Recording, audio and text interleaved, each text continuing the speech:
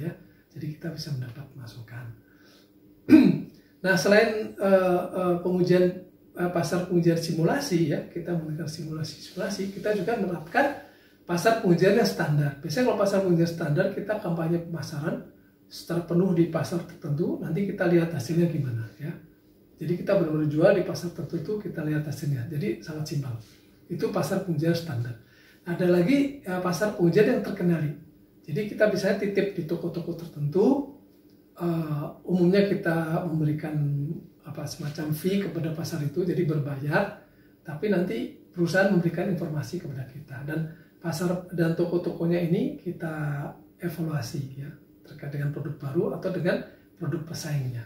Nah, jadi ini contoh, paling tidak ada 3 pendekatan. Apakah pasar pengujian standar, apakah akan menggunakan pasar pengujian yang terkendali, atau pasar pengujian dengan simulasi ya, dengan berbagai simulasi itu artinya dengan berbagai perlakuan ya, kita rubah-rubah perlakuannya gitu ya.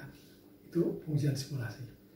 Nah, pada tahap yang terakhir kita masuk pada tahap komersialisasi. Jadi kalau sudah komersialisasi, ini kita sudah melalui berbagai tahap tadi, 7 tahap sebelumnya, bahkan kita sudah jual di pasar ya dengan pengujian pasar.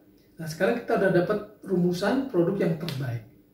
Nah, baru setelah itu kita betul-betul jual ke masyarakat. Nah, ada beberapa yang menjadi pertimbangan.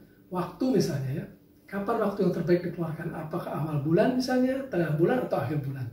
Apakah di acara-acara seremonial misalnya, hari raya, tahun baru? Ataukah di saat pesaing sudah mengeluarkan produk misalnya? Atau sebelum pesaing mengeluarkan produk. Nah, itu juga pilihan-pilihan kapan waktu yang tepat kita mengeluarkan produk itu. Kemudian di mana akan dijual? Apakah di kota besar dulu, baru nanti merembet ke kota kecil? Atau sebaliknya justru di kampung-kampung dulu, baru nanti kalau udah luas, populer, sampai ke kota besar juga. Nah, ini juga pilihan-pilihan di mana kita akan meluncurkan produk ini.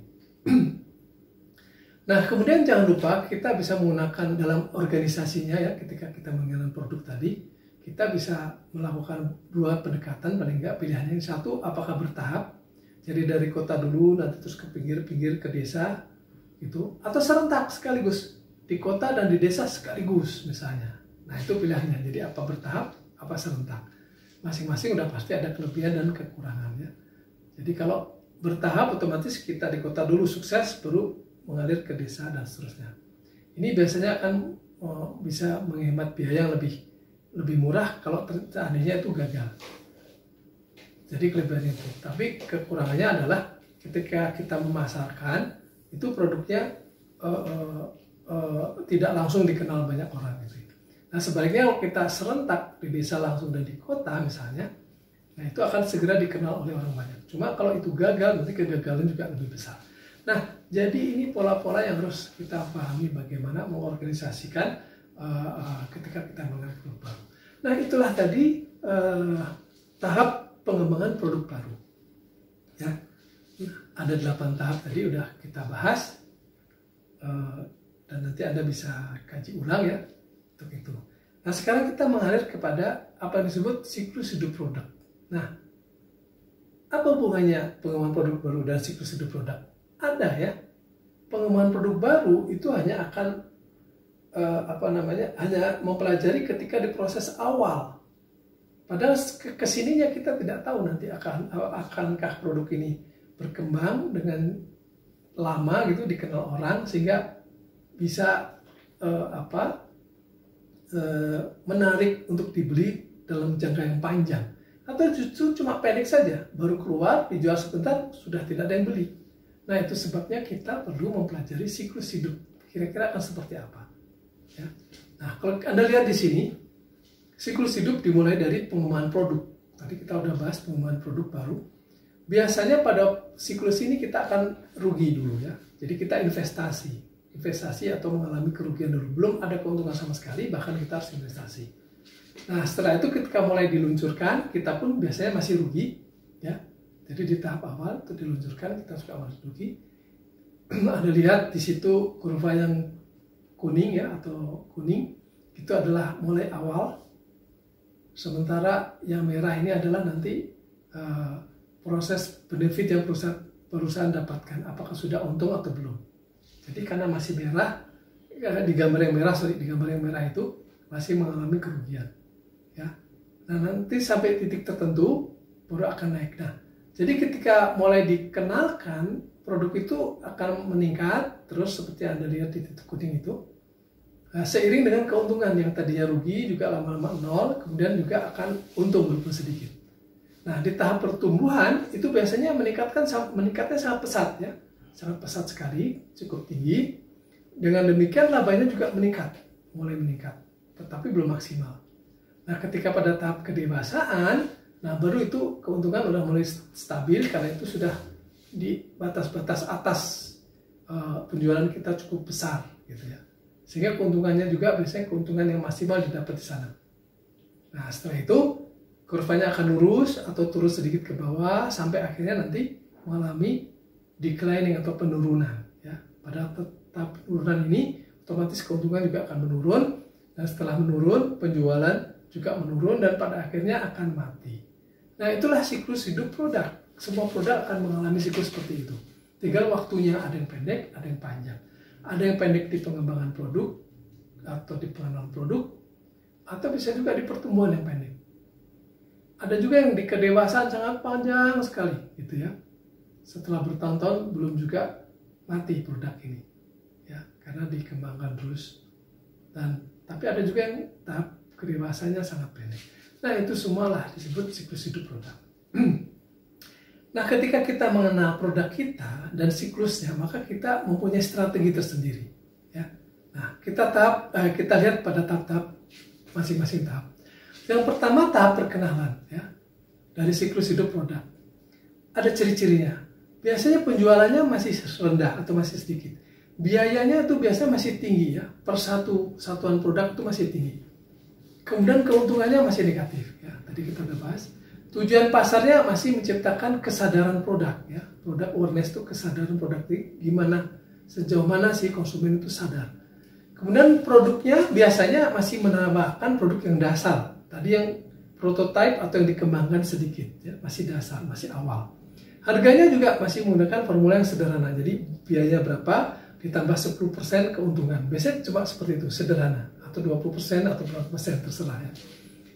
Kemudian distribusinya biasanya masih baru membangun distribusi yang selektif. Jadi kita pilih di toko-toko tertentu. Dan promosinya menitik beratkan pada untuk menyadarkan konsumen untuk mencoba produk kita. Ya, namanya juga masih tahap perkenalan. Kemudian meningkat ke tahap berikutnya, yaitu tahap pertumbuhan. Jadi kalau tahap pertumbuhan berarti sudah sukses di perkenalan, mulai banyak orang beli nih. Jadi penjualannya meningkat dengan drastis ya, dengan cepat. Kemudian biaya, dari segi biaya itu biaya per konsumennya sudah mulai menurun. Jadi paling tidak rata-rata gitu ya. Biayanya per konsumen itu sudah hampir sama, dan dalam arti sudah mengalami penurunan ya, walaupun sedikit. Standar seperti biaya-biaya pesaing kita yang lain. Nah, keuntungannya sudah jelas meningkat ya, sudah tidak negatif lagi. Kemudian tujuan pemasaran biasanya memaksimalkan pasar-pasar. Jadi kita ingin cari pasar-pasar yang tertinggi nanti pada titik berapa ya. Sebab kalau kita sudah sampai pasar-pasar tertinggi, nanti akan turun kurvanya atau datar atau turun. Nah, kaitannya dengan produk biasanya akan menawarkan perluasan. Jadi kita membangun produk-produk baru, kemudian juga diluaskan ke penjualan-penjualan yang lain, maksudnya ke pasar-pasar baru, distributor baru, dan seterusnya. Layanan juga baru, yang dulunya tidak dikirim mungkin sekarang kita bisa dikirim, kemudian memberikan jaminan-jaminan ya. Nah, kemudian dari si harga untuk penetrasi pasar. Jadi kita biasanya harganya nanti akan coba turunkan supaya bisa diterima lebih luas ya. Distribusinya kita intensif, menggunakan segala macam saluran distribusi, lewat pasar tradisional, lewat pasar modern, lewat internet, lewat mana-mana ya. Toko-toko, pasar besar, di pedesaan, di kota, jadi sangat intensif ya distribusinya. Kemudian promosinya, nah promosinya bisa membangun ketertarikan pasar lebih luas. Jadi tidak hanya di pasar yang sudah ada, tapi kita merambah ke pasar-pasar baru. Ya, jadi itu kaitannya dengan tahap pertumbuhan. Kemudian setelah itu meningkat kepada tahap kedewasaan. Nah, kalau sudah dewasa, ini kan sudah di puncak ke pangsa pasar tertinggi. Nah, ini biasanya kalau naik-naik sedikit saja atau paling tidak akan mendatar. Selama tidak turun saja sudah bagus. Itu sebabnya penjualan pada saat ini sedang di puncaknya, ya. Biaya per konsumen sangat rendah karena kita sudah mendapatkan pasar-pasar yang sangat luas. Keuntungannya biasanya sangat tinggi karena kita penjualannya sudah banyak, sementara biaya per konsumennya sangat rendah. Jadi keuntungannya pasti tinggi. Kemudian tujuan pemasaran apa? Memaksimum keuntungan. Kita cari keuntungan maksimumnya di situ, ya, dengan cara mempertahankan pasar yang sesuai. Jadi tidak harus semuanya jadi pasar kita, tapi kita cari pasar yang memberikan keuntungan paling tinggi. Kemudian produknya kita lakukan diversifikasi. Diversifikasi berarti apa? Kita kembangkan produk-produk baru di pasar-pasar baru. Jadi modelnya dirubah supaya menarik, ya. Kalau makanan tuh bisa dari rasanya, warnanya, teksturnya, ya kan? Kemudian dari segi kemasannya, ya. Nah, tapi kalau barang-barang elektronik itu biasanya dikembangkan melalui fitur-fiturnya. Jadi kecepatannya gitu kan, atau mungkin otomotif juga kecepatannya. Kemudian kalau kamera itu misalnya ketajaman kameranya, ya, dan lain-lain. Itu divisi model. Selain itu juga dikembangkan merek-merek baru. Jadi walaupun produk itu satu, bisa aja dibuat beberapa merek dengan sedikit perubahan, ya, merek baru. Mie misalnya itu tadinya hanya satu, terus dikembangkan. Tadinya hanya mie biasa original dibuat mie rasa daging, mie rasa ayam, mie rasa pedas, macam-macam, ya. Padahal itu sebetulnya mie juga, ya, hanya dilakukan modifikasi di merek, nanti dikasih merek baru dan seterusnya, ya. Padahal itu hanya sama saja.